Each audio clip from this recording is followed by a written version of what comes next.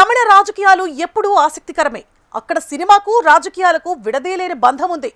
ద్రవిడ రాజకీయాలే కీలకమైన తమిళనాట అన్నాదురై, కరుణానిధి, ఎంజీఆర్, జయలలిత వెండితెరను ఆసరాగా చేసుకొని రాష్ట్ర ముఖ్యమంత్రులయ్యారు. వీరిని ఆదర్శంగా తీసుకొని శివాజీ గణేశన్ మొదలుకొని కమల్ హాసన్, విజయ్ దాకా రాజకీయ పార్టీలు పెట్టారు. అయితే ఎంత గ్లామర్ ఉన్నా సంస్థాగత బలం సాధించకపోతే రాజకీయాల్లో విజయం కష్టమని చరిత్ర చెబుతోంది. టీవీకే పార్టీ భవిష్యత్తు ఎలా ఉన్నా డీఎంకే, అన్నా డీఎంకేలకు సవాల్గా నిలుస్తోంది. తమిళనాడు సినీ రాజకీయాలే నేటి బర్నింగ్ టాపిక్.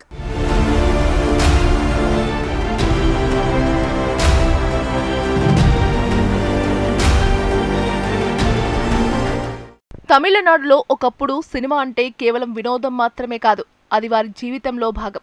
తమిళనాట దశాబ్దాల పాటు సినిమా రాజకీయాలను శాసించింది. నాయకులకు సినీతెర రాజకీయ పాఠాలు నేర్పిన బ్లాక్ బోర్డుగా మారింది. అక్కడి రాజకీయాలు, సినిమా కలిసిపోయాయి. అన్నాదురై కలం, కరుణానిధి మాటలు, ఎంజీఆర్, జయలలితల నట విన్యాసాలతో తమిళ రాజకీయాల్లో సినిమా ఒక భాగమైపోయింది. దశాబ్దాల పాటు సినీ ప్రముఖులు ద్రవిడ రాజకీయాలను శాసించారు. వీరిని ఆదర్శంగా తీసుకుని ఎందరో నటులు రాజకీయాల్లోకి వచ్చారు. ఒక రకంగా చెప్పాలంటే అక్కడ సినిమా వారు పార్టీ పెట్టడం అంటే గ్రాండ్ రిలీజే. కానీ సినిమాల్లే అన్ని పార్టీలు హిట్ అవుతాయా అంటే కాదనే చెప్పవచ్చు. ఆ పార్టీ బ్లాక్ బస్టర్ కావాలంటూ గ్లామర్ మాత్రమే చాలదు, బలమైన స్క్రిప్ట్, సమర్థమైన డైరెక్షన్ కూడా ఉండాలి. కొత్త పార్టీ పెట్టడం చాలా సులభం, కానీ దాన్ని నిలబెట్టడమే చాలా కష్టంతో కూడుకున్న పని. ఇందులో ఎవరు హిట్ అయ్యారు, ఎవరు ఫట్ అయ్యారో చూద్దాం.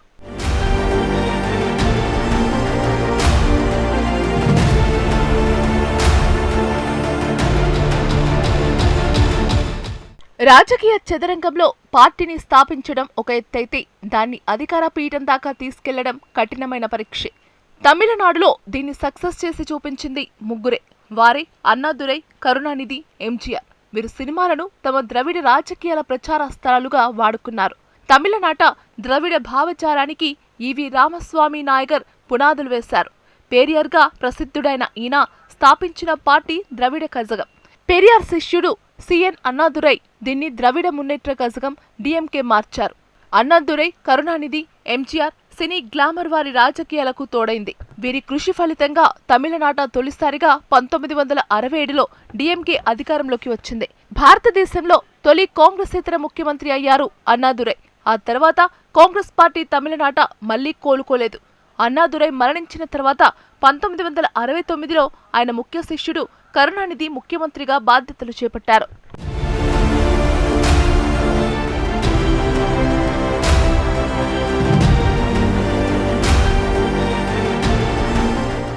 కరుణానిధి స్క్రీన్ ప్లే, డైలాగ్స్ కు ఎంజీఆర్ నటన తోడైతే ఆ సినిమా సూపర్ హిట్. వీరిద్దరూ మంచి మిత్రులు కూడా. కానీ ఒకే ఒరలో రెండు కత్తులు ఇమడవు అంటారు. రాజకీయాల్లో కూడా ఇంతే. ఎంజీఆర్ అప్పట్లో తమిళనాడులో వెండితెరకు శాసించిన అగ్రనటుడు. ఆయన గ్లామర్ ప్రచారం కారణంగానే డిఎంకే అధికారంలోకి వచ్చిందనే వాదన కూడా ఉంది. తమ స్నేహితుడు కరుణానిధి ముఖ్యమంత్రి అయిన తర్వాత తన ప్రాధాన్యత మరింత పెరుగుతుందని ఆశించారు ఎంజీఆర్. తమకు మంత్రి పదవి దొరుకుతుందని భావిస్తే నిరాశ ఎదురైంది. దీంతో డిఎంకే రెండు శిబిరాలుగా విడిపోయింది. అన్నాదురై మరణానంతరం పార్టీలో అవినీతి పెరిగిపోయిందని బహిరంగంగానే ఆరోపించారు ఎంజీఆర్. నాయకులంతా తమ ఆస్తులను వెల్లడించాలని డిమాండ్ చేశారు. ఎంజీఆర్ చర్యలు కరుణానిధికి ఆగ్రహం తెప్పించాయి. క్రమశిక్షణ రాహిత్యం, పార్టీ నిర్ణయాలను ధిక్కరిస్తున్నారని, చీలిక తెచ్చేలా వ్యవహరిస్తున్నారని ఆరోపిస్తూ ఎంజీఆర్ను డిఎంకే నుంచి బహిష్కరించారు.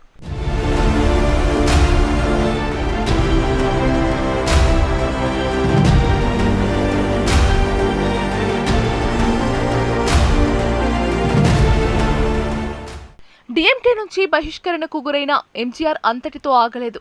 కరుణానిధి పరిపాలనలో లోపాలను, అవినీతిని ఎత్తి చూపుతూ ప్రజల్లోకి వెళ్లారు. ఏడాది కాలంలోనే అంటే 1972లో అన్నా డిఎంకేను ప్రారంభించారు. ఎంజీఆర్ను ఎదుర్కోవడానికి కరుణానిధి తన కుమారుడు ఎంకే ముత్తును సినీ నటునిగా ముందుకు తెచ్చారు. అయితే ఈ ఎత్తులు ఏవీ పారలేదు. డిఎంకే క్రమంగా ప్రజాదరణ కోల్పోయింది. 1977 తమిళనాడు అసెంబ్లీ ఎన్నికల్లో ఎంజీఆర్ స్థాపించిన అన్నా డిఎంకేను విజయం దిశగా నడిపించాడు. ఒక సినీ నటుడు రాష్ట్ర ముఖ్యమంత్రి కావడం దేశంలో అదే తొలిసారి. ఆయన నేతృత్వంలో 3 పర్యాయాలు ముఖ్యమంత్రిగా పనిచేశారు. పేదల పెన్నిధిగా పేరు తెచ్చుకున్న ఎంజీఆర్ మధ్యాహ్న భోజన పథకం లాంటి సంక్షేమ పథకాలతో ప్రజల హృదయాల్లో శాశ్వతంగా నిలిచిపోయారు. ఎంజీఆర్ ప్రేరణతో ఆంధ్రప్రదేశ్లో ఎన్టీ రామారావు తెలుగుదేశం పార్టీ స్థాపించి ఘన విజయం సాధించడం తెలిసిందే. మరణించే వరకు ఆయనే ముఖ్యమంత్రిగా కొనసాగారు.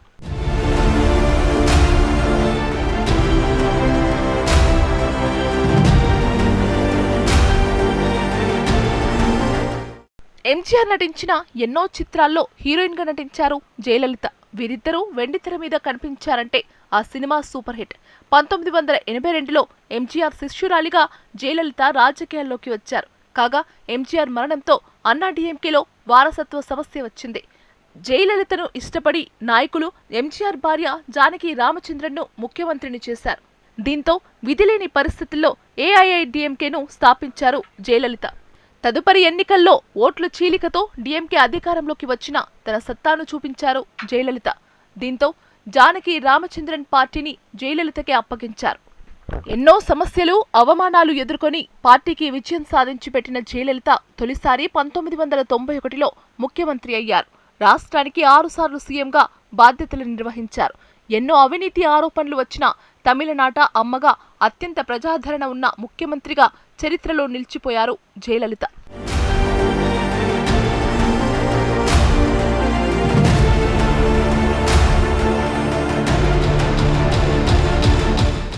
తమిళనాడులో ఎందరో సినీ ప్రముఖులు రాజకీయ పార్టీల స్థాపన దిశగా మొగ్గు చూపించారు.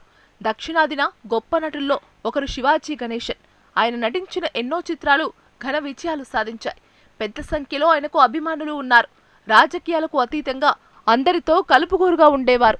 రాజకీయాల్లో హిట్ అయిన తోటి నటులు ఎంజీఆర్, ఎన్టీఆర్లు ముఖ్యమంత్రులు కావడంతో శివాజీ గణేశన్ కూడా రాజకీయాల్లోకి వచ్చారు. కొంతకాలం డీఎంకేలో, మరికొంతకాలం కాంగ్రెస్ పార్టీలో కొనసాగిన తర్వాత 1988లో తమిళగ మున్నేట్ర కళగం టీఎంఎం పేరుతో పార్టీ పెట్టారు శివాజీ గణేశన్. కానీ 1989 ఎన్నికల్లో ఆయన పార్టీ ఘోరంగా ఓడిపోయింది. ఒక్క సీటు కూడా గెలవలేదు. శివాజీ గణేశన్ కి మాస్ ఇమేజ్ ఉన్న రాజకీయ బలం లేకపోవడం, గ్రామీణ కార్యకర్తల బలం లేకపోవడం బలహీనతగా మారింది. దీంతో శివాజీ గణేశన్ రాజకీయాలకు దూరమయ్యారు.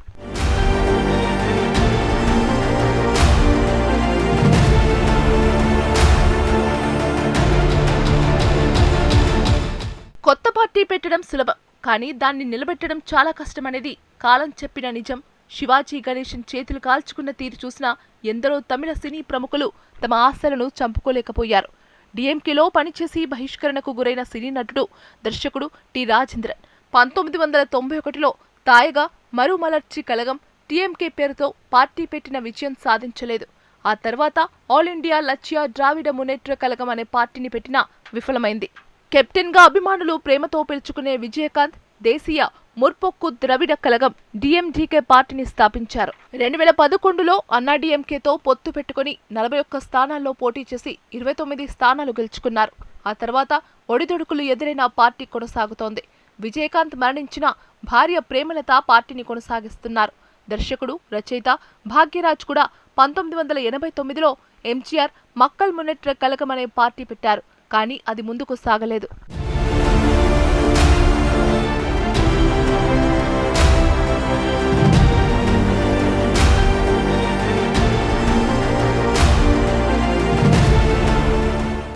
తమిళనాడులో వెండి తెర మీద ఎంజీఆర్, శివాజీ గణేశన్ల శకం ముగిసిన తర్వాత రజనీకాంత్, కమల్ హాసన్ హవా మొదలైంది. వీరిద్దరూ 1970 చివరి నుంచి 1990ల చివరి వరకు తమిళ సినిమా పరిశ్రమను ఏలారు. తమిళ ప్రేక్షకులు రజనీని ఎంజీఆర్తో, కమల్ను శివాజీతో అభిమానులు పోల్చారు.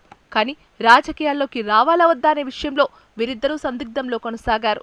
తమిళనాట ఇప్పటికీ నెంబర్ 1 సూపర్ స్టార్ రజనీకాంత్. అభిమానుల ఒత్తిడితో ఒక దశలో రాజకీయాల్లోకి రావాలని అనుకున్నారు. కానీ అనారోగ్యం కారణంగా తాను రాలేనని స్పష్టం చేశారు. ఒక కమల్ హాసన్ మక్కల్ నిధి మయం ఎంఎన్ఎం పార్టీని ఏర్పాటు చేశారు. 2019లో జరిగిన పార్లమెంట్, అసెంబ్లీ ఎన్నికల్లో ఆయన పార్టీ ఘోరంగా విఫలమైంది. స్వయంగా కోయంబత్తూరులో ఆయన ఓడిపోయారు. ప్రస్తుతం కమల్ హాసన్ డీఎంకేకు మద్దతు ఇచ్చి రాజ్యసభ సభ్యునిగా ఎన్నికయ్యారు. సినిమాలు, రాజకీయాలను బ్యాలెన్స్ చేయడం కష్టమని ఆయనకు అర్థమై ఉంటుంది.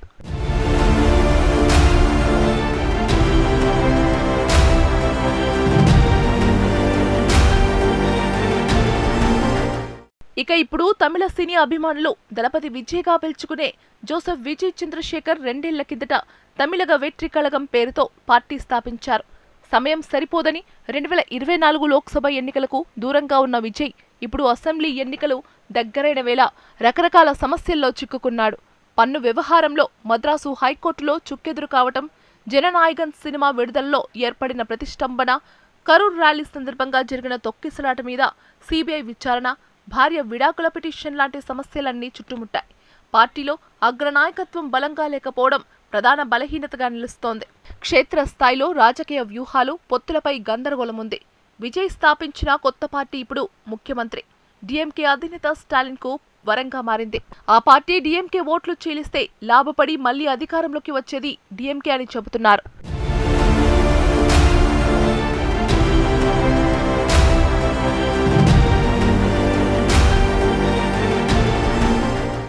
కరుణానిధి మనవడు, ప్రస్తుత ముఖ్యమంత్రి స్టాలిన్ కుమారుడు, సినిమా హీరో ఉదయనిధి స్టాలిన్ కూడా రాజకీయాల్లో కొనసాగుతున్నారు. ఇప్పటి వరకు తమిళనాట డిఎంకే, అన్నా డిఎంకే కూటముల మధ్య పోరు సాగింది. విజయ్ పార్టీ రాకతో త్రిముఖ పోరు అనివార్యమైంది. విజయ్ సొంతంగా ప్రభుత్వాన్ని ఏర్పాటు చేసేందుకు అవసరమైన మెజార్టీ దక్కదని సర్వేలు చెబుతున్నాయి. అంటే ఆయన పార్టీ చీల్చే ఓట్ల మీదే డిఎంకే, అన్నా డిఎంకే పార్టీల విజయావకాశాలు ఆధారపడి ఉన్నాయి. మొత్తం మీద తమిళనాడులో కొత్త పార్టీ పెట్టడం సులభమే కానీ దాన్ని నిలబెట్టడం చాలా కష్టమని చరిత్ర చెబుతోంది. శివాజీ గణేశన్ నుంచి విజయ్ దాకా అన్ని కథలు చెబుతున్నదొక్కటే. నటులుగా ఇమేజీ ప్రభావం తాత్కాలికం, సంస్థాగత బలం శాశ్వతం. ఇప్పుడు జరగబోయే అసెంబ్లీ ఎన్నికల్లో సినీ ప్రభావం ఉంటుందా లేదా అనేది చూడాల్సిందే.